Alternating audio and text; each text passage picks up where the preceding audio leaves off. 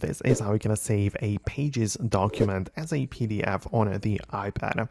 Let me show you how it works. If you are first time on Foxtecc, subscribe so you never miss anything. So you can either go to the Pages app directly or go to your files, hold down on your existing documents, click on open with and choose the Apple Pages. But the whole point is that once you are done, you need to export that thing from the Pages app. So you can tap on share somewhere in the top right portion of the display. So you're going to click on share, make sure that you have the send copy selected and not collaborate.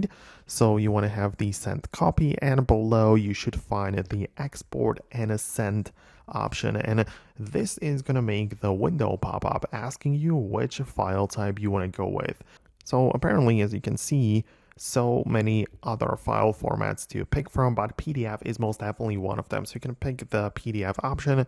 It might ask you to continue if there are some things which might be converted somehow, right? Then you can click on continue and you are done with it. You can decide what you want to do with it, but most likely you just want to save it to your files. So you can click on save to files and you essentially have a PDF document which looks exactly the same as your Pages document, but at this time it's going to be in that file format saved in your local storage or wherever you decided to save it. But that would be about it. I really hope I can help you out with it. Thanks a lot for watching, and I'm gonna catch you later in the future videos too.